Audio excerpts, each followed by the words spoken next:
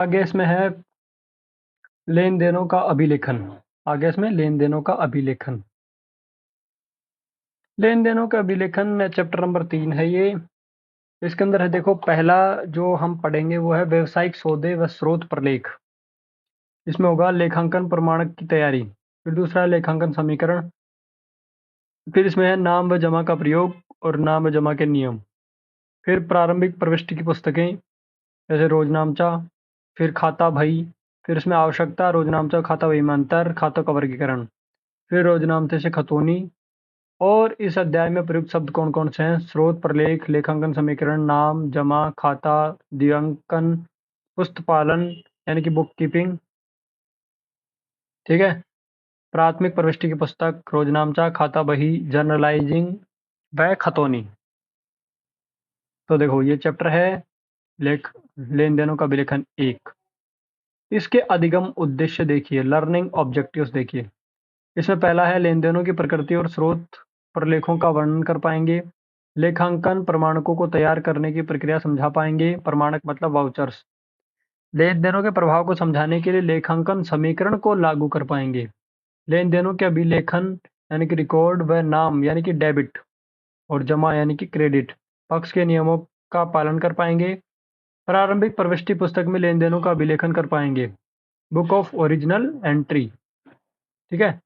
और खाता बही की व्याख्या कर पाएंगे व रोजनामचे की प्रविष्टि को खाता बही में दर्ज यानी कि पोस्टिंग ऑफ कर पाएंगे। अब इसमें पहला है व्यवसायिक सौदे। व्यवसायिक सौदे व स्रोत प्रलेख। व्यवसायिक सौदे का मतलब होता है business transactions and source documents. प्रलेख मतलब डॉक्यूमेंट्स। ठीक है। व्यापारिक लेन देन के साक्ष्यों जो कि खाता पुस्तकों में अभिलेखन हेतु आधार प्रदान करते हैं, जैसे कि बीजक। बीजक को क्या बताया था? इनवॉइस। विपत्र, कैश मेमो आदि विभिन्न प्रकार के व्यापारिक प्रलेखों को स्रोत प्रलेख बोलते हैं। ठीक है। अब है लेखांकन प्रमाणक की तैयारी, प्रिपरेशन ऑफ अकाउंटिंग वाउचर्स। प्रमाणकों का लेखांकन उदाहरण रोकड़ पर्ची। नाम प्रमाणक यानी कि डेट वाउचर। जमा प्रमाणक यानी कि क्रेडिट वाउचर। और जनरल प्रमाणक यानी कि जनरल वाउचर। लेखांकन प्रमाणकों का कोई विशेष प्रारूप नहीं होता है। इन सभी प्रमाणकों को तब तक संभाल कर रखना चाहिए जब तक कि उस अवधि विशेष के खातों का अंकेक्षण यानी कि ऑडिटिंग और कर निर्धारण न कर लिया जाए। आगे है लेखांकन समीकरण, अकाउंटिंग इक्वेशन। लेखांकन समीकरण लेखा पुस्तकों में नाम यानी कि डेबिट व जमा यानी कि क्रेडिट पक्षों के संतुलन पर आधारित है। इसके अनुसार व्यवसाय कुल परिसंपत्तियों का योग सदैव उसकी देयताओं व स्वामी की पूंजी के योग के बराबर रहता है। जब इस संबंध को एक समीकरण का रूप दिया जाता है तो उसे लेखांकन समीकरण कहते हैं। एक विवरण जो नाम यानी कि डेट और डेबिट डेबिट इसको डीआर से लिखते हैं, डेबिट को लिखेंगे डीआर से और क्रेडिट को सीआर से लिखेंगे, की समानता को प्रदर्शित करते हुए इस बात को सत्यापित करता है कि व्यवसाय की संपत्तियां सदैव उसकी देयताओं व पूंजी के बराबर होती है। इसका मतलब है परिसंपत्तियां बराबर होती है देयताएं प्लस पूंजी, यानी कि assets equals to liability plus capital. Accounting equation तुलन पत्र यानी कि बैलेंस शीट के विभिन्न घटकों के परस्पर मूलभूत संबंध को प्रदर्शित करता है, इसलिए इसे तुलन पत्र समीकरण भी कहते हैं। Balance sheet equation. तुलन पत्र यानी कि बैलेंस शीट व्यवसाय की परिसंपत्तियों, देयताओं व पूंजी का विवरण है। बाह्य देनदार व स्वामी व्यवसाय को चलाने के लिए धन उपलब्ध करवाते हैं, इसलिए स्वामी की देनदारी को पूंजी कहा जाता है तथा बाह्य देनदारों की दावेदारी को देयताएं कहते हैं। अब इसमें देखो, नाम व जमा का प्रयोग मतलब डेबिट और क्रेडिट का प्रयोग कैसे होता है। प्रत्येक सौदे यानी कि ट्रांजैक्शन के दो पक्ष होते हैं, एक लेने का और दूसरा देने का।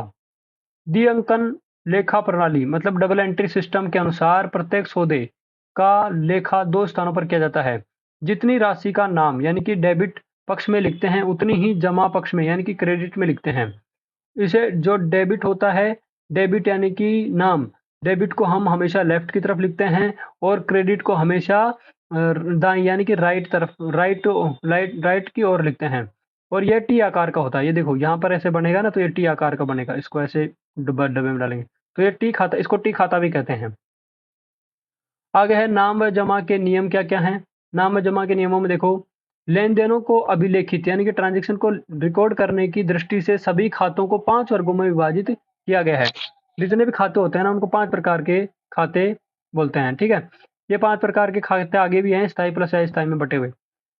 5 प्रकार कौन से हैं? पहला होता है पूंजी खाता, फिर दूसरा होता है देयता खाता, तीसरा होता है व्यय और हानियां, और चौथा है एसेट या परिसंपत्तियां, और पांचवा है इसमें रेवेन्यू यानी कि आगम या लाभ।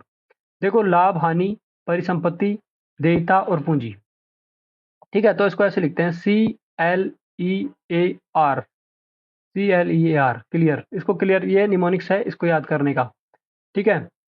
अब देखो, आगे देखना, परिसंपत्ति तथा व्यय यानी कि हानि, व्यय या हानि, ई और ए, CLEAR, ठीक है। इसमें से ई और ए की बात हो रही है, ई और ए की बात, ये देखो यहाँ पर परिसंपत्ति तथा व्यय हानि या खाते में अभिलेखन के नियम, ये मतलब इन दो का खाता कैसे मैनेज होगा उसके नियम है, ठीक है। पहला इसमें है परिसंपत्ति में यदि वृद्धि होती है, परिसंपत्ति यानी कि एसेट में यदि वृद्धि होती है तो उसे नाम पक्ष में लिखते हैं, तथा परिसंपत्ति में यदि कमी होती है तो उसे जमा पक्ष में दर्ज करते हैं। जमा पक्ष मतलब क्रेडिट। अगर परिसंपत्ति बढ़ती है तो डेबिट में लिखेंगे और घटती है तो क्रेडिट में लिखेंगे। दूसरा है व्यय, व्यय यानी हानि, हानि में अगर वृद्धि होती है, हानि अगर बढ़ती है तो उसे डेबिट में लिखेंगे यानी कि नाम पक्ष में लिखेंगे। और व्यय यानी हानि, हानि अगर कम होती है, कर्म नहीं है, फिर कम होती है तो जमा पक्ष में लिखेंगे यानी कि डेबिट में लिखेंगे, जमा पक्ष में क्रेडिट में लिखेंगे, ठीक है, क्रेडिट में। अब दूसरा है पूंजी, देयता व आगम या लाभ खाते में अभिलेखन के नियम, ठीक है। इसको कैसे लिखते हैं? ये जो बाकी CL और R बच गया ना, पूंजी, देयता यानी लायबिलिटी और आगम यानी रेवेन्यू, इन सब में यदि तीनों की बात हो रही है, तीनों की, इन देयता, पूंजी और आगम, इन तीनों में अगर वृद्धि होती है, वृद्धि मतलब बढ़ते हैं अगर ये, तो इनको क्रेडिट में लिखते हैं, जमा में लिखते हैं। और यदि इनमें कमी होती है, कमी होती है तो इनको नाम में लिखते हैं, नाम मतलब डेबिट में लिखते हैं, ठीक है। यही नियम है, ये नियम याद करना पड़ेगा। और इसके ऊपर क्या बोलते हैं, MCQ भी आते हैं। आगे आप MCQ देखोगे, PYQ में भी देखोगे, और उसके साथ साथ में जो हम प्रैक्टिस क्वेश्चन लगाएंगे या फिर मॉक टेस्ट लगाएंगे, उसमें भी आपको ये सवाल देखने को मिलेंगे। इसको याद कर लेना अच्छे से, मतलब दोबारा से देख लो एक बार। परिसंपत्ति और हानि में, परिसंपत्ति और हानि में अगर वृद्धि होगी तो डेबिट में लिखेंगे, परिसंपत्ति और हानि में यदि कमी होगी तो क्रेडिट में लिखेंगे, ठीक है। आगे बोल रहा है ये, देयता, पूंजी और आगम, इन तीनों में यदि वृद्धि होगी तो क्रेडिट में लिखेंगे, और अगर इनमें कमी होगी तो डेबिट में लिखेंगे। बस इतना सा याद करना है। आगे है प्रारंभिक प्रविष्टि की पुस्तकें, मतलब प्राइमरी एंट्री की जो जितनी भी पुस्तकें होती है ना, उनकी बात हो रही है। मतलब सबसे पहले देखो, अकाउंटिंग बनाने के कुछ नियम होते हैं, और वो नियम होते हैं। एंट्री का नियम बता दिया ना कि अगर यहाँ पे क्रेडिट पूंजी होगी तो उसको कैसे क्रेडिट करेंगे। अब उसकी कुछ किताबें हैं, तो उन किताबों के बारे में आगे बता रहा है ये कह रहा है कि वास्तविक लेखांकन प्रणाली में लेन देनों का अभिलेखन सीधे खातों में नहीं किया जाता, ठीक है। वह पुस्तक जिसमें पहली बार लेन-देन की प्रविष्टि की जाती है, रोजनामचा या प्रारंभिक प्रविष्टि की पुस्तक कहलाता है। रोजनामचे में लेन-देन के नाम यानी कि डेबिट व जमा पक्ष का अभिलेखन करने के पश्चात उसे विभिन्न खातों में हस्तांतरित कर दिया जाता है, ठीक है। रोजनामचे में लेन-देनों के अभिलेखन को अंग्रेजी में जर्नलाइजिंग कहते हैं। आगे है रोजनामचे में सौदे यानी कि ट्रांजैक्शन का विभिन्न खातों में हस्तांतरण खतौनी कहलाता है, खतौनी, ठीक है। आगे देखो, लेन-देनों के अभिलेखन में इस क्रम के कारण रोजनामचे को प्रारंभिक प्रविष्टि की पुस्तक तथा खाता बही को प्रविष्टि की पुस्तक कहा जाता है। आगे है प्राथमिक प्रविष्टि की पुस्तक रोजनामचे को कई उप पुस्तकों में विभक्त किया गया है, जो कि निम्न है। पहली है प्रमुख रोजनामचा, फिर रोकड़ बही, फिर अन्य दैनिक पुस्तकें। अन्य दैनिक पुस्तकों में देखो, क्रय की बही, विक्रय की बही, क्रय वापसी मतलब बेचा माल उसको वापस हो गया, उसकी बही अलग होती है, विक्रय वापसी। खरीदा माल वो खराब आ गया, उसको वापस भेजना है तो विक्रय वापसी। प्राप्त बिल बही, देय बिल बही, ठीक है। तो ये इतनी सारी किताबें हैं।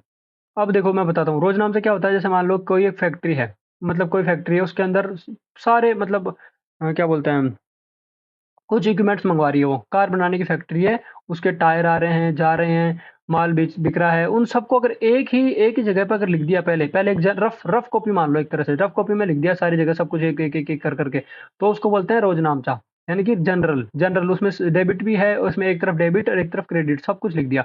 लेकिन यदि हमें स्पेसिफिक देखना हो कि अगर मान लो टायर कितने आए, टायर का अकाउंट अलग बनाया है, बुल्ट वो उसके जो पेचकस होते हैं वो बॉडी पार्ट स्टील के, सीट का अलग, सबका अलग अलग अकाउंट बनाना होता है ना, तो उसको बोलते हैं, उसको दूसरे खाते में वो क्या बोलते हैं, ट्रांसफर करते हैं, तो उसको बोलेंगे अलग अलग बहिया, ये बहिया अलग होती है, इनका खाता अलग होता है।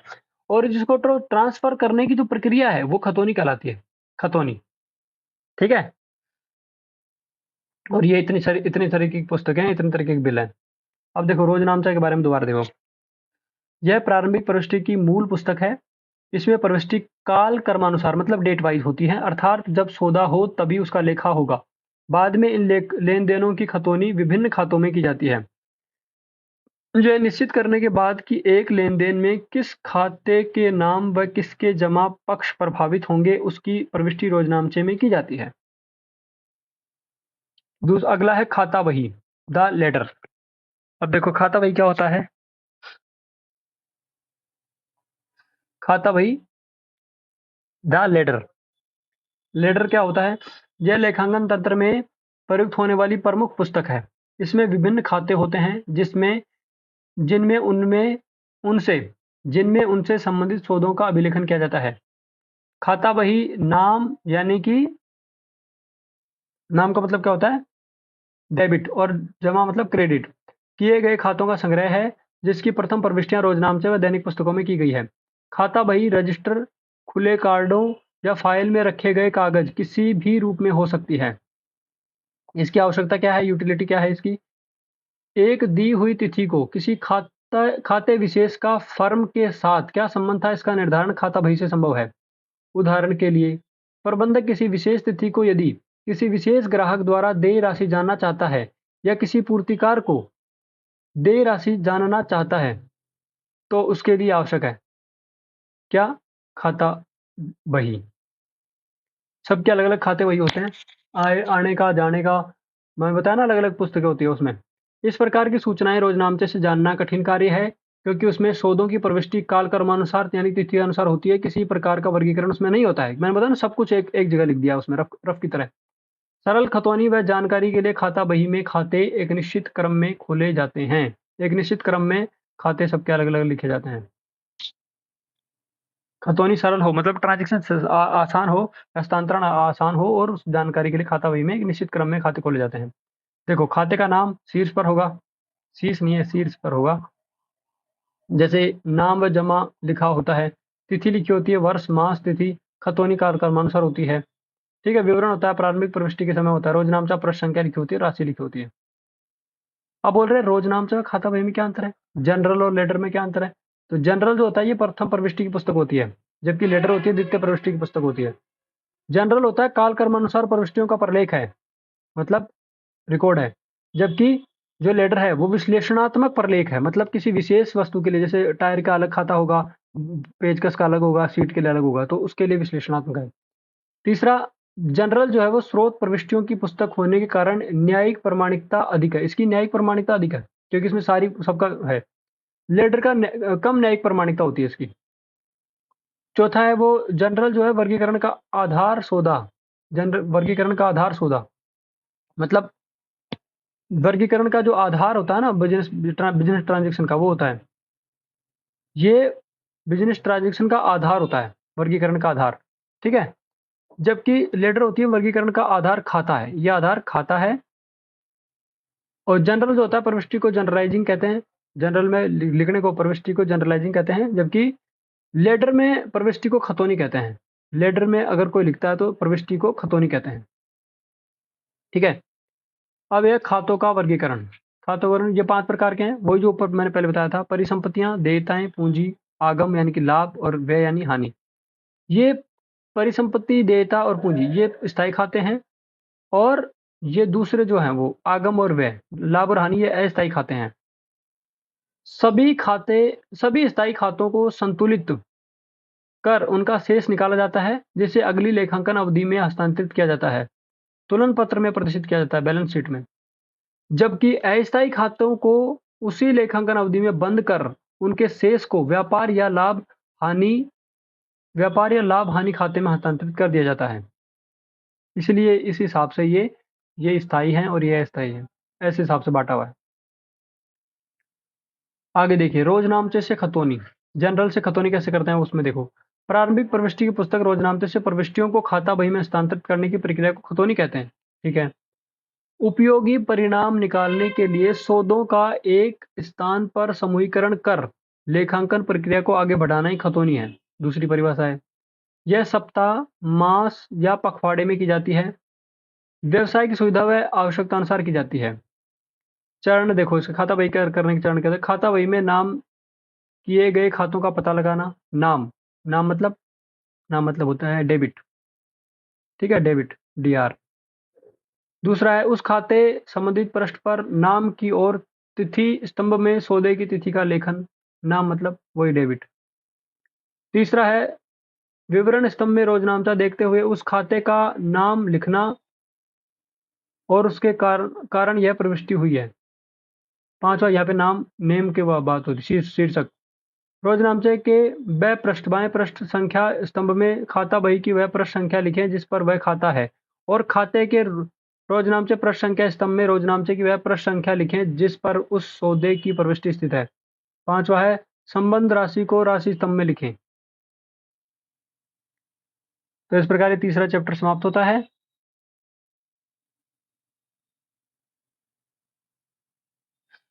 अब आगे हम देखेंगे यहाँ पे फोर्थ चैप्टर। फोर्थ चैप्टर में क्या है, लेन देनों का अभिलेखन पार्ट 2। लेन देनों का अभिलेखन पार्ट 2। देखो, इसमें रोकड़ बही है, और रोकड़ बही क्या होती है उसके बारे में जानेंगे। एक स्तंभीय रोकड़ बही, द्विस्तंभीय रोकड़ बही, खुदरा रोकड़ बही का संतुलन। दूसरा है, क्रय रोजनामचा पुस्तक, विक्रय वापसी रोजनामचा पुस्तक, विक्रय रोजनामचा पुस्तक, विक्रय वापसी रोजनामचा पुस्तक और मुख्य रोजनामचा और खातों का संतुलन। लेन देनों का अभिलेखन पार्ट 2। अधिगम उद्देश्य, लर्निंग ऑब्जेक्टिव्स क्या क्या है। देखो, विशिष्ट उद्देश्य वाली पुस्तकों को आवश्यकता का उल्लेख कर पाएंगे। विशिष्ट उद्देश्य वाली पुस्तकों की आवश्यकता का उल्लेख कर पाएंगे। रोकड़ बही में लेन देनों का अभिलेखन कर उनकी खतौनी खाता बही में कर पाएंगे।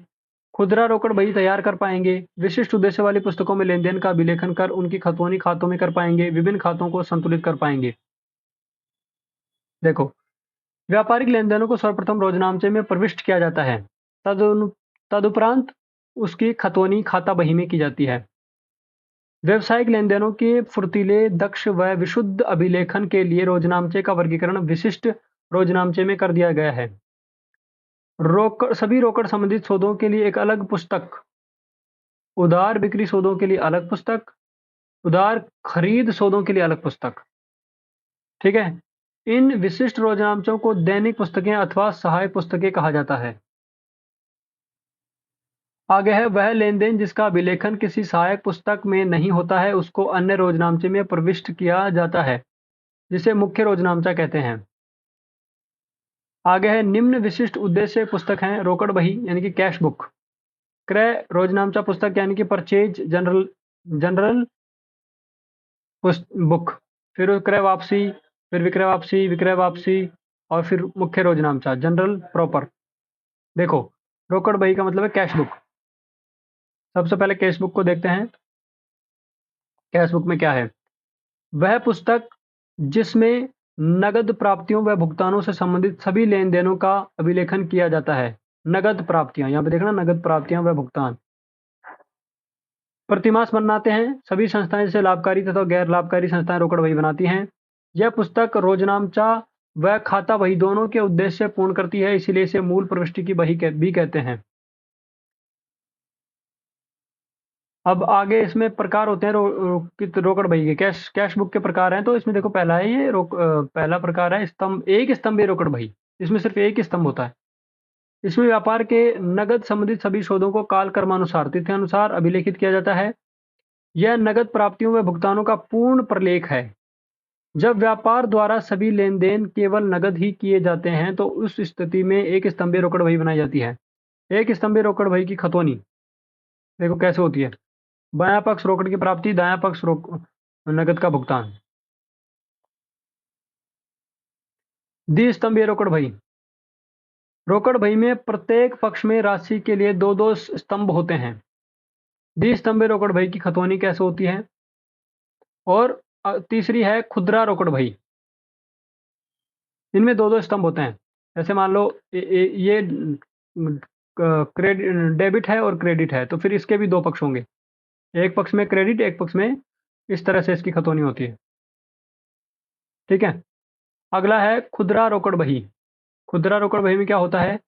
प्रत्येक व्यापारिक प्रतिष्ठान को बड़ी संख्या में कई छोटे छोटे भुगतान करने पड़ते हैं, जैसे यात्रा भत्ता, ढुलाई भाड़ा, डाक व टेलीफोन आदि। तो खुदरा रोकड़िया एक छोटा रोकड़िया होता है, द्वारा सभी खुदरा खर्चों को एक अलग रोकड़ पुस्तक में लिखा जाता है। इस प्रकार खुदरा रोकड़िया द्वारा बनाई गई पुस्तक को खुदरा रोकड़ बही कहते हैं। ये छोटे छोटे खर्चे, छोटे मोटे खर्चों को एक एक अलग बही बनाई जाती है, उसको खुदरा रोकड़िया वो रोकड़ बही बोलते हैं। खुदरा रोकड़ बही के लाभ क्या क्या हो सकते हैं? प्रधान रोकड़िए के समय व प्रयास की बचत होती है, और रोकड़ व्ययों पर कुशल नियंत्रण, अभिलेखन में सुविधा। ठीक है। खुदरा रोकड़ बही से खतौनी। अब खुदरा रोकड़ बही से खतौनी कैसे करते हैं, मतलब उसका ट्रांसफर कैसे होता है? मतलब खतौनी का मतलब होता है हस्तांतरण। इसमें जो लिखा गया है उस सबका हस्तांतरण मुख्य में होगा ना। खुदरा रोकड़ बही का शेष एक अवधि विशेष के बाद निकाला जाता है। कुल प्राप्तियों व कुल भुगतानों में अंतर ही खुदरा रोकड़ी के पास उपलब्ध शेष है। इस शेष को अगली अवधि पर हस्तांतरित कर दिया जाता है और खुदरा रोकड़ियों को वास्तविक रूप से व्यय की गई राशि का भुगतान कर दिया जाता है। अब यह खुद रोकड़ बही का संतुलन है। यहाँ पे पेज नंबर 18 पे होगा बुक में।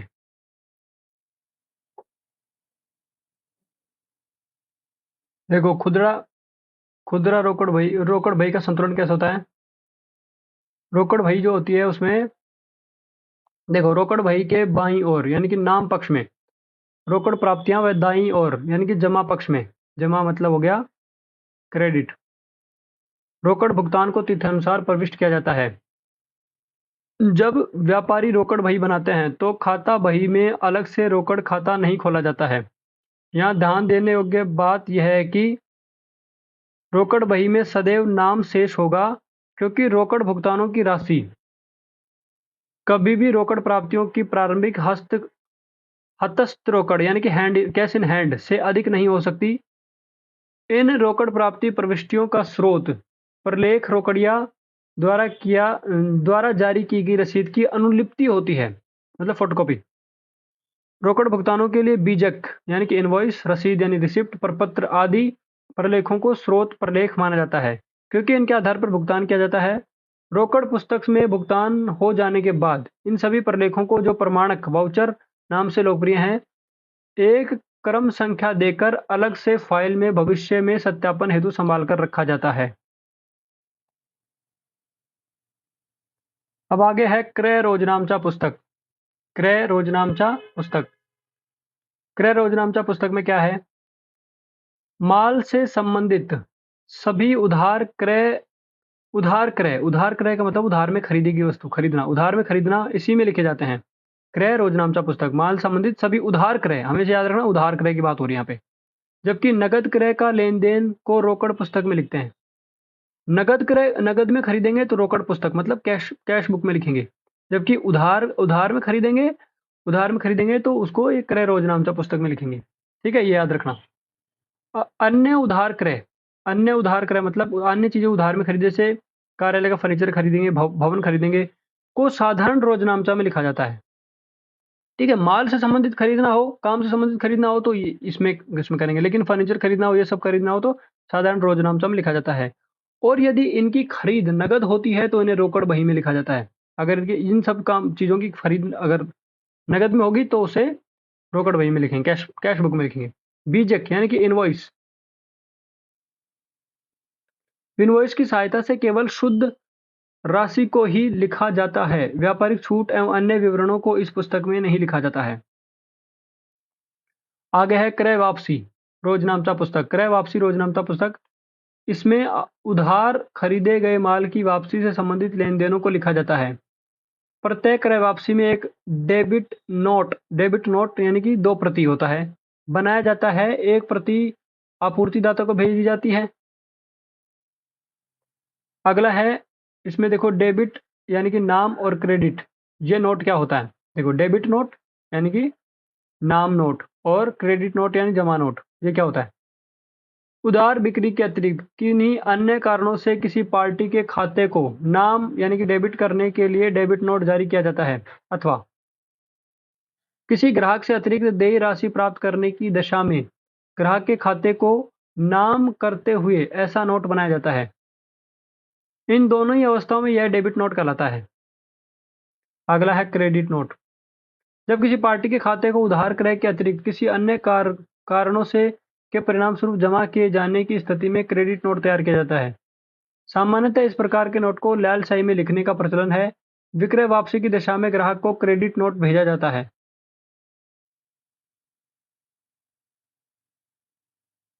आगे है विक्रय रोजनामचा पुस्तक। व्यापारिक माल के सभी उधार विक्रय उधार में बेची गई चीजें सौदों को यानी कि ट्रांजैक्शन को विक्रय रोजनामचा में लिखा जाता है। नगद विक्रय को, अगर नगद में बेचा कोई सामान को रोकड़ बही में यानी कैश बुक में लिखते हैं। ये है अकाउंटिंग के नियम है, इसलिए याद करने पड़ेंगे। अगला है विक्रय वापसी मतलब कोई सामान बेचा फिर वापस आ गया, उसके लिए अलग पुस्तक होती है। इस रोजनामचे का प्रयोग ग्राहकों द्वारा माल की वापसी को अभिलेखित करने के लिए किया जाता है। जब ग्राहक द्वारा माल की वापसी होती है तो क्रेडिट नोट तैयार किया जाता है, वो जो ऊपर बताया था ना, क्रेडिट नोट। ठीक है। अब आगे है मुख्य रोजनामचा।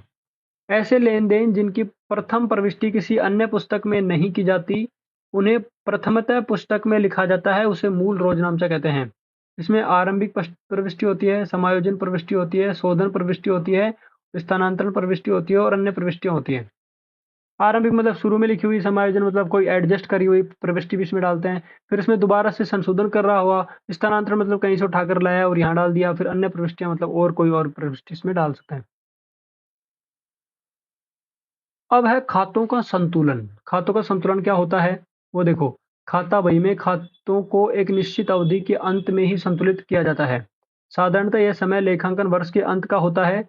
उद्देश्य उद्देश्य क्या होता है? व्यवसाय की वास्तविक स्थिति का अनुमान लगाना होता है। खातों के संतुलन से तात्पर्य है नाम व जमा पक्ष के कुल योग का बराबर होना।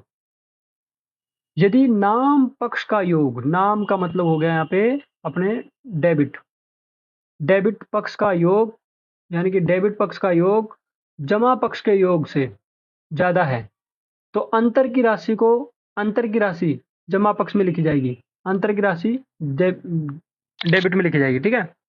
लेकिन यदि नाम पक्ष का योग कम है, डेबिट का कम है डेबिट का कम है और क्रेडिट का ज़्यादा है, तो अंतर की राशि को नाम पक्ष में मतलब क्रेडिट में लिखेंगे। यदि यह अंतर नाम पक्ष में लिखा जाए तो खाते के ऐसे शेष को नाम शेष मतलब डेबिट शेष बोलेंगे, डेबिट बैलेंस बोलेंगे।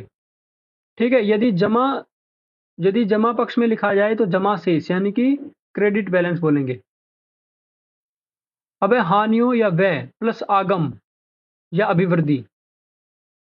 अभिवृद्धि के खातों को संतुलित नहीं किया जाता है, अपितु उनके शेष को लाभ हानि खाते में हस्तांतरित कर प्रतिवर्ष उन्हें बंद कर दिया जाता है। ठीक है।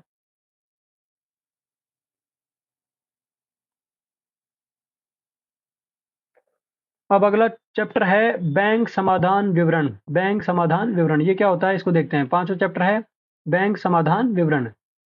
इसमें पहला टॉपिक होगा बैंक समाधान विवरण की आवश्यकता। समय में अंतर के कारण देखो क्या क्या हो सकता है।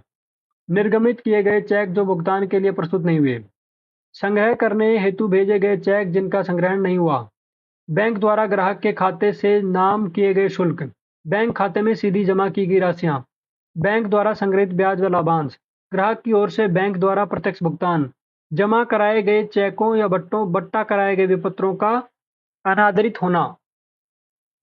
दूसरा इसमें काम है अशुद्धियों के अंतर के कारण। अशुद्धि के अंतर के कारण क्या हो सकता है, मतलब की आवश्यकता क्यों है? समय में अंतर के कारण हो गया और अशुद्धि में अंतर के कारण। फर्म द्वारा लेन देन में के अभिलेखन में त्रुटि, बैंक द्वारा लेन देन के अभिलेखन में त्रुटि। बैंक समाधान विवरण का निर्माण कैसे होता है? पहला रोकड़ बही यानी कि कैश बुक में समायोजन के बिना बैंक समाधान विवरण बनाना। ठीक है। इसमें पहला हो सकता है अनुकूल शेषों का व्यवहार और दूसरा हो सकता है अधिविकर्षों का व्यवहार। ओवरड्राफ्ट, अधिविकर्ष मतलब होता है ओवरड्राफ्ट। ठीक है। आगे इसमें था दूसरा है इसमें समायोजित रोकड़ बही की सहायता से बैंक समाधान विवरण का निर्माण करना। देखो, अब इसको देखो डिटेल में देखो। 5वां चैप्टर है बैंक समाधान विवरण। अधिगम उद्देश्य क्या क्या हो सकते हैं, लर्निंग ऑब्जेक्टिव्स। इससे आप क्या सीखेंगे? पहला, बैंक समाधान विवरण का अर्थ व इससे बनाने की आवश्यकता का उल्लेख कर सकेंगे। दूसरा, रोकड़ बही यानी कि कैश बुक, कैश बुक के बैंक शेष यानी कि बैंक बैलेंस व बैंक पासबुक द्वारा प्रदर्शित शेष में अंतर के कारणों की पहचान कर पाएंगे। तीसरा, बैंक समाधान विवरण का निर्माण कर पाएंगे। चौथा, रोकड़ बही कैश बुक में सही बैंक शेष का निर्धारण कर पाएंगे। अब देखो, बैंक समाधान विवरण क्या होता है ये पहले समझो। एक ऐसा विवरण जो रोकड़ बही यानी कि कैश बुक के बैंक स्तंभ द्वारा प्रदर्शित शेष व पासबुक द्वारा दर्शाए गए शेष के अंतर के कारणों की पहचान और उनमें समायोजन स्थापित कर दोनों शेषों के अंतर को समाप्त करता है। देखो, दोबारा देखो, एक ऐसा विवरण जो रोकड़ बही यानी कैश बुक के बैंक स्तंभ द्वारा प्रदर्शित शेष व पासबुक द्वारा दर्शाए गए शेष, दो शेष हैं। बैंक स्तंभ द्वारा प्रदर्शित शेष, ठीक है, बैंक स्तंभ और पासबुक द्वारा दर्शाए गए शेष के अंतर के कारणों की पहचान और उनमें समायोजन स्थापित कर दोनों शेषों के अंतर को समाप्त करता है। देखो, ये बोल रहा है कि देखो, एक कंपनी होती है, एक कंपनी के अंदर जो कैश बुक होती है ना, उसका एक स्तंभ होता है, मतलब एक कॉलम है, उसका होता है बैंक स्तंभ। बैंक वाले कॉलम में जो शेष है, जो बैलेंस है, और हमारी पासबुक के अंदर है, पासबुक के अंदर जो शेष है, मतलब जो जो उसका बैलेंस है, उन दोनों में अंतर आता है, उन दोनों में अंतर आता है। तो उन दोनों में अंतर का एडजस्ट करता है, समायोजन मतलब होता है एडजस्ट, उनमें एडजस्ट करके दोनों शेषों के अंतर को समाप्त करता है। इसलिए हम बैंक विवरण बनाते हैं, समाधान विवरण बनाते हैं। ठीक है, आगे है बैंक समाधान विवरण की आवश्यकता। बैंक समाधान विवरण की आवश्यकता क्यों होती है? जब रोकड़ बही यानी कि कैश बुक द्वारा प्रदर्शित बैंक स्तंभ के योग की तुलना बैंक विवरण द्वारा प्रदर्शित शेष से की जाती है तो यह समान नहीं होते, इनमें अंतर होता है। इसीलिए हमें सर्वप्रथम इस अंतर के कारणों का निर्धारण करना पड़ता है और उन्हें एक विवरण जिसे बैंक समाधान विवरण कहा जाता है में प्रतिबिंबित किया जाता है। बीआरएस ग्राहक, कंपनी बनाती है। बैंक समाधान विवरण ग्राहक यानी कि कंपनी बनाती है, ये कंपनी बनाती है। ठीक है, बीआरएस, बीआरएस में अंतर, बैंक समाधान विवरण में अंतर के कारण निम्न हो सकते हैं। पहला हो सकता है लेन देन के अभिलेखन के समय में अंतर हो सकता है। दूसरा, बैंक अथवा व्यवसाय द्वारा की गई त्रुटियां हो सकती है। पहला देखो, समय में अंतर। यह अंतर विभिन्न प्राप्तियों व भुगतानों के दोनों पुस्तकों में अभिलेखन के समय में अंतर के कारण उत्पन्न होता है। पहला कैसे हो सकता है? निगमित किए गए चेक जो भुगतान के लिए प्रस्तुत नहीं हुए, मतलब चेक तो जारी हो गया लेकिन भुगतान के लिए नहीं भेजा गया, तो उधर से तो मतलब उसकी जो कैश बुक थी उसमें तो एंट्री हो गई लेकिन पासबुक में एंट्री नहीं हुई। जब पास कैश बुक में एंट्री हो गई, पासबुक में एंट्री नहीं हुई, तो इन दोनों में अंतर आ गया। दूसरा, संग्रह करने हेतु भेजे गए चेक, मतलब कलेक्ट किए गए चेक जिनका संग्रहण नहीं हुआ है, ठीक है, उधर से बैंक ने तो भेज दिया, इधर से कैश बुक में एंट्री नहीं हुई। तीसरा, बैंक द्वारा ग्राहक के खाते से नाम किए गए शुल्क, नाम नाम मतलब हो गया ये अपना डेबिट। बैंक खाते में सीधी जमा की गई राशियां, कभी कभी सीधी राशियां जमा कर देते हैं। बैंक द्वारा संग्रहित ब्याज व लाभांश, ग्राहक की ओर से बैंक द्वारा प्रत्यक्ष भुगतान, जमा कराए गए चेक या बट्टा कराए गए विपत्रों का अनादरित होना, मतलब उनका अभी भुगतान नहीं हुआ है। दूसरा कारण क्या हो सकता है? दूसरा अंतर का कारण क्या? अशुद्धियों के कारण अंतर हो सकता है। कभी कभी दोनों शेषों में, मतलब कैश बुक का शेष और पासबुक का शेष में अंतर का कारण फर्म द्वारा रोकड़ बही यानी कि कैश बुक द्वारा अभिलेखन में की गई त्रुटियां भी हो सकती है। ठीक है, पहला हो सकता है फर्म द्वारा लेन देन के अभिलेखन में त्रुटि हो जाए। दूसरा, बैंक द्वारा लेन देनों के अभिलेखन में त्रुटि हो जाए। अब देखो, बैंक समाधान विवरण का निर्माण कैसे होता है। अंतर के कारणों की पहचान हो जाने के बाद समाधान विवरण निम्न दो प्रकार से तैयार किया जाता है। पहला प्रकार क्या होगा? रोकड़ बही में समायोजन के बिना, रोकड़ बही में मतलब कैश बुक में एडजस्ट नहीं कर रहे हैं, उसके बिना बैंक समाधान विवरण बनाना। ठीक है, इसको देखेंगे आगे। दूसरा क्या है? समायोजित रोकड़ बही की सहायता से बैंक समाधान विवरण को बनाना, मतलब रोकड़ बही में मतलब कैश बुक में एडजस्ट कर दिया उसके बाद में बनाना। तो ये देखो, एनसीईआरटी का यहाँ पे पेज है, मैंने लिखना सही नहीं समझा, उसको यहीं पे छाप दिया। यहाँ यह बात ध्यान योग्य है कि अभ्यास में बैंक समाधान विवरण का निर्माण रोकड़ बही में समायोजन के बाद ही किया जाता है। ठीक है, पहला क्या है? रोकड़ बही में समायोजन के बिना बैंक समाधान विवरण बनाना। देखो ये कैसे होता है। बैंक समाधान विवरण बनाने की इस विधि के अनुसार विवरण का प्रारंभिक बिंदु रोकड़ बही द्वारा दर्शाया गया शेष अथवा बैंक पासबुक के अनुसार शेष होता है। रोकड़ बही में दर्शाया गया नाम यानी कि डेबिट तथा शेष नाम शेष डेबिट बैलेंस फर्म के बैंक खाते में जमा धनराशि का प्रदर्शन करता है, इसलिए यह शेष बैंक पासबुक द्वारा दर्शाए गए जमा राशि के बराबर होता है। यह शेष फर्म द्वारा जमा की गई राशि का आहरित राशि से आधिक्य दर्शाता है। इसे हम रोकड़ बही तथा बैंक पासबुक का अनुकूल शेष भी कह सकते हैं। दूसरी ओर यदि रोकड़ बही का शेष जमा हो तो वह बैंक अधिविकर्ष को प्रदर्शित करता है, मतलब ओवरड्राफ्ट। अर्थात बैंक में जमा की गई राशि से अधिक धनराशि का आहरण किया गया है, मतलब निकालना। आहरण मतलब निकालना, विड्रॉल। दूसरे शब्दों में यदि बैंक में जमा की गई धनराशि आहरित धनराशि से कम है, मतलब निकाली गई राशि से कम है, तो इसे रोकड़ बही व पासबुक के लिए प्रतिकूल शेष कहते हैं। देखो दो शेषों का नाम याद रखना, प्रतिकूल शेष और अनुकूल शेष। बैंक समाधान विवरण बनाते समय हमारे सामने चार विभिन्न स्थितियां उपस्थित हो सकती हैं। पहला, जब हमें रोकड़ बही का नाम शेष यानी कि अनुकूल शेष दिया गया हो तथा हमें पासबुक के शेष का निश्चय करना हो।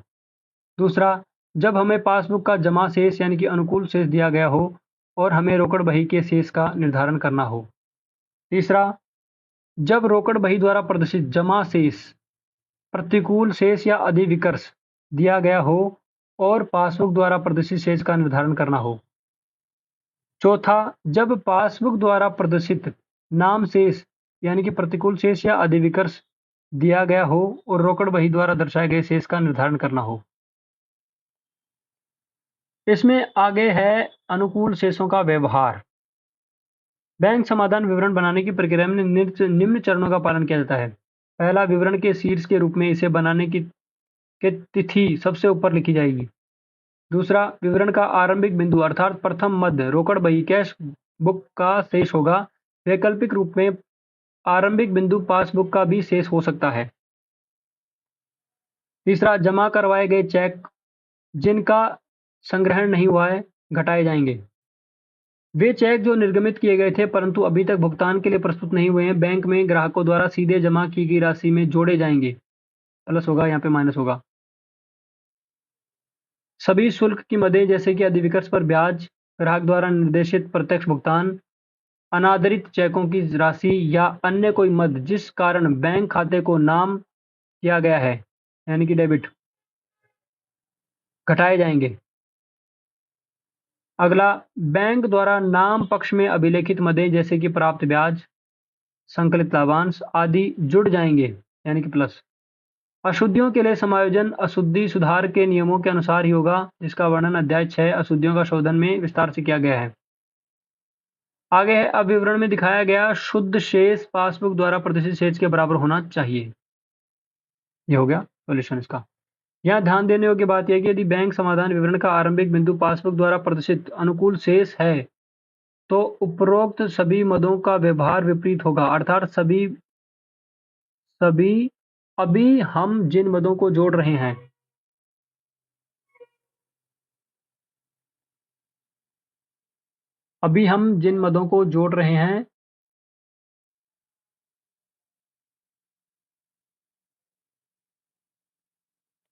वह घटाई जाएंगी और जिन्हें घटा रहे हैं वह जोड़ी जाएंगी।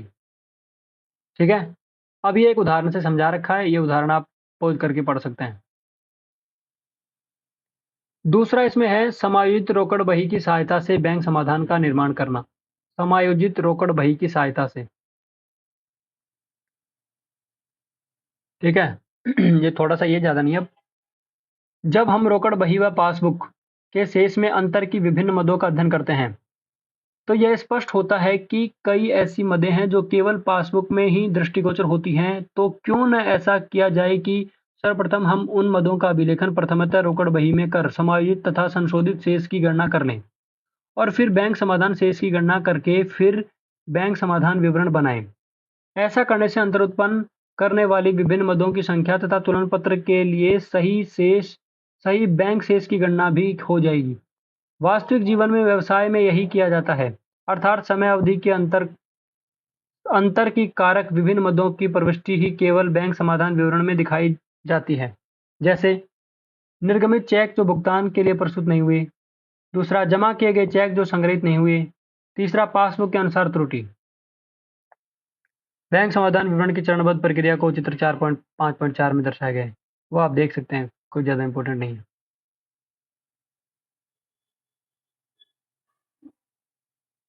ये वाला चैप्टर समाप्त होता है, अगला चैप्टर देखते हैं।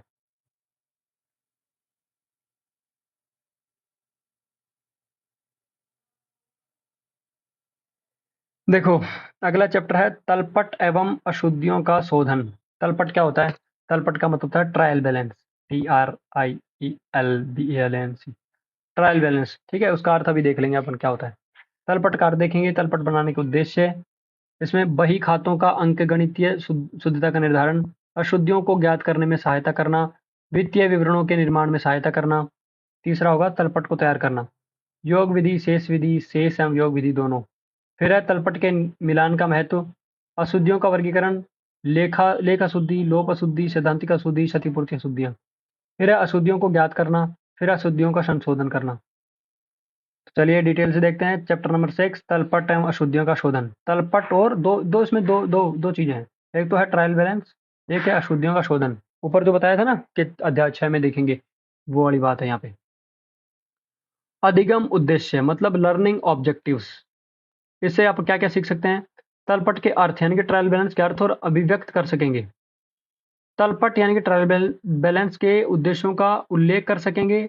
तलपट तैयार कर सकेंगे। अशुद्धियों के विभिन्न प्रकार बता सकेंगे। अशुद्धियों को ज्ञात करने की प्रक्रिया बता सकेंगे। तलपट के मिलान को प्रभावित न करने वाली अशुद्धियां अथवा तलपट के मिलान को प्रभावित करने वाली अशुद्धियों की पहचान कर सकेंगे। उचंती खाता मतलब सस्पेंस अकाउंट, सस्पेंडेड अकाउंट होता है। तैयार किए बिना अशुद्धियों का शोधन कर सकेंगे। उचंती खातों के साथ अशुद्धियों का संशोधन कर सकेंगे। देखो आगे है, यदि सभी नाम राशियां, नाम मतलब डेबिट, यदि सभी डेबिट राशियों का योग सभी जमा राशियों यानी कि क्रेडिट के योग के बराबर है तो यह मान लिया जाता है कि नाम और जमा यानी डेबिट और क्रेडिट राशियों के रूप में खाता बही में खतौनी शुद्ध है। ठीक है, ये दोनों अगर बराबर हैं तो शुद्ध है। तलपट नाम व जमा राशियों की शुद्धता जांचने का एक साधन है। अब तलपट की परिभाषा देख लो। तलपट मतलब ट्रायल बैलेंस, ट्रायल बैलेंस, दोनों को बैलेंस करने की जो विधि है उसको बोलते हैं ट्रायल बैलेंस। इन दोनों को देखना हो कि बराबर है कि नहीं, तो उसका बस एक साधन है ये तलपट। यह दोहरी प्रविष्टि प्रणाली का एक अंकगणितीय परीक्षण है जो यह जांचता है कि प्रत्येक लेनदेन के दोनों पहलू शुद्धता से अभिलेखित किए गए हैं या नहीं। तलपट का अर्थ, दोबारा परिभाषा देखो इसकी। तलपट बही खातों में खतौनी की शुद्धता राशियों की जांच के विचार से खाता बही में सभी खातों के नाम और जमा मतलब डेबिट और क्रेडिट के योग अथवा शेषों को दर्शाने वाला विवरण है, बैलेंस। ठीक है। दूसरा, तलपट लेखांकन प्रक्रिया का एक महत्वपूर्ण विवरण है जो सभी खातों की अंतिम स्थिति को दर्शाता है तथा अंतिम विवरणों के बनाने में सहायक होता है। यह वित्तीय विवरणों के निर्माण के कार्य को सरल बनाने में सहायक होता है, सहायता करता है या सहायक होता है।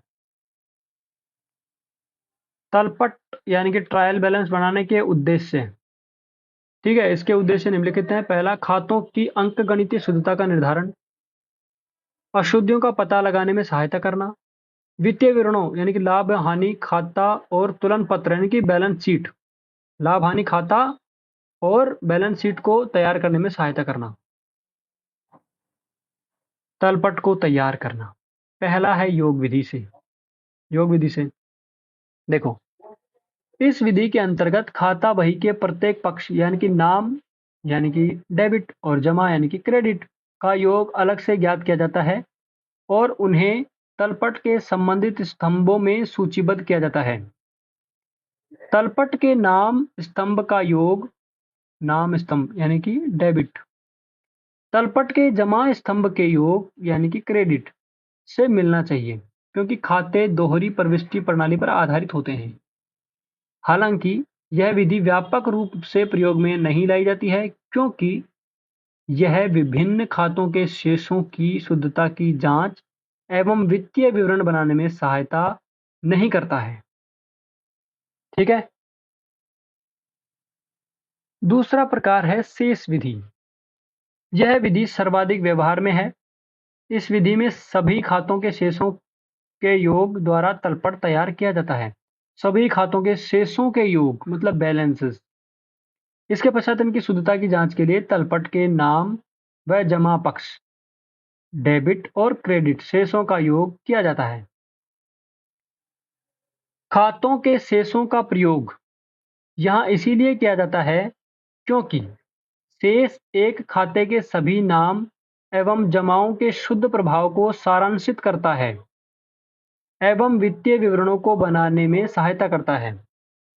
ध्यान रहे कि तलपट में साधारणतः देनदारों के व्यक्तिगत खातों के शेष के स्थान पर विविध देनदार राशि को दर्शाया जाता है। ये पॉइंट याद रखने वाला है। इसी प्रकार से लेनदारों के व्यक्तिगत खातों की राशि के स्थान पर विविध लेनदारों की राशि दर्शाई जाती है। तीसरा है प्रकार जो है वो है शेष एवं योग विधि से तलपट बनाना। यह विधि शेष एवं योग विधि का सम्मिश्रण है। ये दोनों का जोड़ है, मतलब एक तरह से मिश्रण है। इस विधि में राशि के लिए 4 स्तंभ तैयार किए जाते हैं। 2 स्तंभ विभिन्न खातों के नाम और जमा योग लिखने के लिए तथा 2 अन्य स्तंभ इन खातों के नाम एवं जमा के शेष लिखने के लिए। एक में हम जोड़ लिखेंगे, नाम मतलब डेबिट, जमा मतलब क्रेडिट, इनका योग और इनका शेष को लिखने के लिए होते हैं। यद्यपि यह विधि भी व्यवहार में नहीं लाई जाती है क्योंकि इसमें समय अधिक लगता है। अब है तलपट के मिलान का महत्व। तलपट के मिलान का महत्व क्या होता है?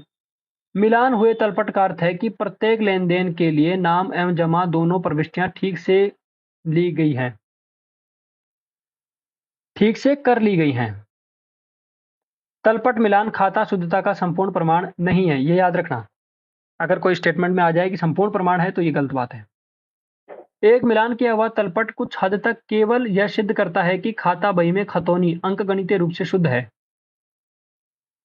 ये सिर्फ ये सिद्ध करता है कि खतौनी जो है, खतौनी मतलब ट्रांसफर जो किया था उस खाते को यहाँ पे खतौनी करना, वो अंकगणितीय रूप से मतलब न्यूमेरिकल डिजिट के रूप से शुद्ध है। परंतु यह इस बात की गारंटी नहीं देता है कि प्रविष्टि अपने आप में शुद्ध है। मतलब हो सकता है ना कि उस पहले से प्रविष्टि में ही गलती हो। वो ये तो बता देगा कि प्रविष्टि जो यहाँ पे खतौनी की गई है अंकगणितीय रूप से वो शुद्ध है, लेकिन हो सकता है वो एंट्री गलत हो, लेकिन ये नहीं बता पाता है। यदि तलपट नहीं मिल पाता है तो यह इस ओर संकेत कर देता है कि लेखांकन अभिलेखों में अशुद्धि की गई है कहीं ना कहीं। अशुद्धियां ऐसी भी हो सकती हैं जो कि नाम एवं जमाओं के समय को प्रभावित करे या न करे। नाम मतलब डेबिट और जमा मतलब क्रेडिट, इनके साम्य मतलब होता है इक्विलिब्रियम, साम्य का निशान ऐसा होता है। अशुद्धियां ऐसी भी हो सकती हैं जो कि नाम एवं जमाओं के साम्य को प्रभावित करे या न करे। अब देखो अशुद्धियों का वर्गीकरण: लेख अशुद्धि, लोप अशुद्धि, क्षतिपूरक अशुद्धियां और सैद्धांतिक अशुद्धियां। लेख अशुद्धि क्या होती है? लेन देन के गलत अभिलेखन, गलत योग, गलत शेष आदि से की गई अशुद्धि। लोप अशुद्धि: अशुद्धियां जो खाता बहियों में किसी लेन देन के अभिलेखन यानी कि रिकॉर्डिंग से पूर्णतः लोप हो जाने के मतलब डिलीट हो गई गलती से अथवा आंशिक रूप से लोप हो जाने से होती है। ठीक है, मतलब यहाँ पे लिखने में गलत हो गया और यहाँ पर एंट्री जो गायब हो गई कहीं पे। तीसरा है सैद्धांतिक अशुद्धियां। अशुद्धियां जो प्राप्ति एवं भुगतान के आगम एवं पूंजीगत प्राप्तियों तथा आगम एवं पूंजीगत व्ययों मतलब आगम और व्यय गलत वर्गीकरण के कारण होती हैं। अशुद्धियां जो प्राप्ति एवं भुगतान के आगम एवं पूंजीगत प्राप्तियां तथा आगम एवं पूंजीगत व्ययों के गलत वर्गीकरण के कारण होती है। चौथी है क्षतिपूरक अशुद्धियां। दो या दो से अधिक अशुद्धियां जो इस प्रकार से होती हैं कि उनका शुद्ध प्रभाव खातों के नाम यानी कि डेबिट एवं जमा यानी कि क्रेडिट पर नहीं पड़ता है। ऐसी अशुद्धियां क्षतिपूरक मतलब इनकी क्षति कोई ज्यादा बड़ी बात नहीं है। फिर है अशुद्धियों को ज्ञात करना। अशुद्धियों को ज्ञात कैसे करते हैं? यदि तलपट का मिलान नहीं हो पाता है तब लेखाकार निम्न कदम उठाता है। पहला, तलपट के नाम यानी कि डेबिट और जमा यानी कि क्रेडिट पक्ष के योग को दोबारा जांचता है।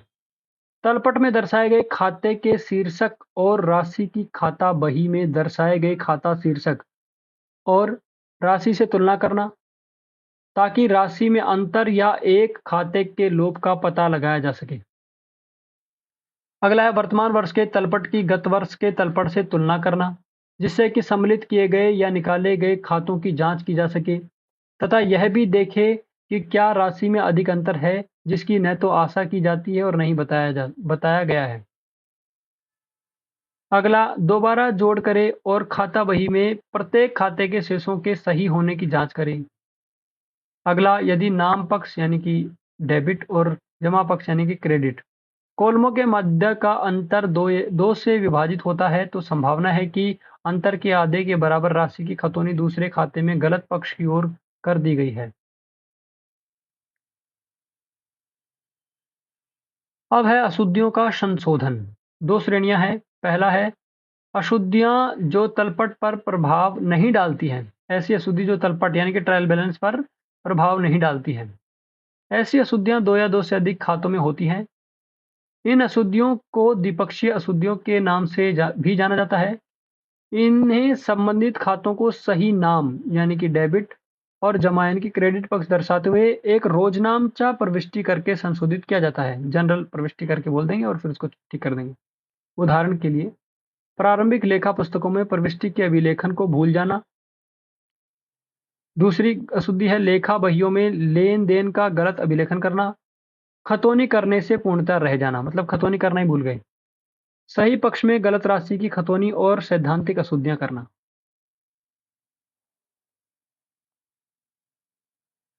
दूसरा है तलपट को प्रभावित करने वाली अशुद्धियां। तलपट मतलब ट्रायल बैलेंस में जो दिखे उसको प्रभावित कर रही वैसी अशुद्धियां। ये अशुद्धियां केवल एक खाते में होती है। एक खाते में होती है। अगर एक खाते में होगी तो दिखेगी। वहां पे क्या होता है दोनों खातों में होगी। अब ये स्टेटमेंट पूछ सकता है इसलिए ये इंपॉर्टेंट लाइन है, याद रखना। इन अशुद्धियों का संशोधन एक व्याख्यात्मक टिप्पणी देकर या उचंती खाता अब आगे बताऊंगा उचंती खाता क्या होता है की सहायता से एक रोजनामचा प्रविष्टि करके किया जाता है। अशुद्धियों के उदाहरण है किसी खाते के योग को आगे ले जाने में की गई अशुद्धि, योग की अशुद्धि, शेष की अशुद्धि, सही खाते का गलत राशि से खतौनी, सही खाते का गलत राशि से खतौनी, सही खाते के गलत पक्ष में खतौनी, गलत राशि से गलत पक्ष में खतौनी, तलपट में किसी खाते को दिखाने से भूल जाना। यदि खाता बही में खतौनी से पूर्व प्रारंभिक लेखे की बहियों में अशुद्धियों का पता लग जाए तो एक रेखा से गलत राशि को काटकर उसके ऊपर सही राशि लिखकर और फिर उस पर हस्ताक्षर करके अशुद्धि को संशोधित किया जा सकता है। सही खाते में की गई गलत राशि की खतौनी की अशुद्धि भी इस प्रकार ठीक की जा सकती है अथवा अंतर की राशि में एक अतिरिक्त खतौनी कर और विवरण स्तंभ में एक व्याख्यात्मक टिप्पणी देकर भी इसे संशोधित किया जा सकता है।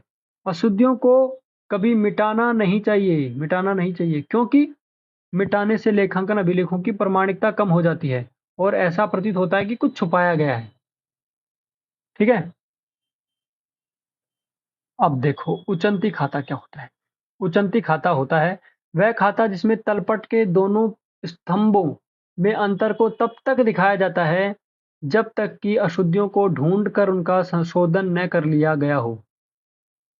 एक पक्षीय अशुद्धियों के विद्यमान होने के कारण यदि तलपट का मिलान नहीं होता है तो भी लेखाकार को लेखांकन प्रक्रिया आगे बढ़ानी पड़ेगी।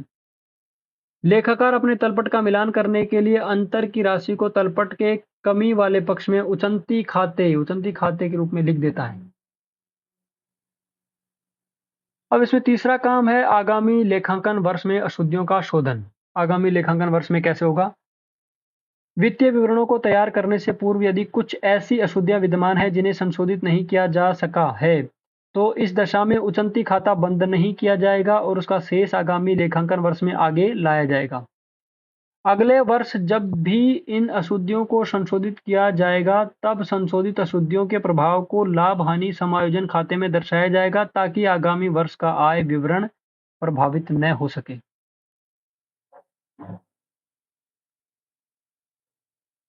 चलिए ये वाला चैप्टर यहाँ पर द एंड होता है। अगला चैप्टर देखते हैं।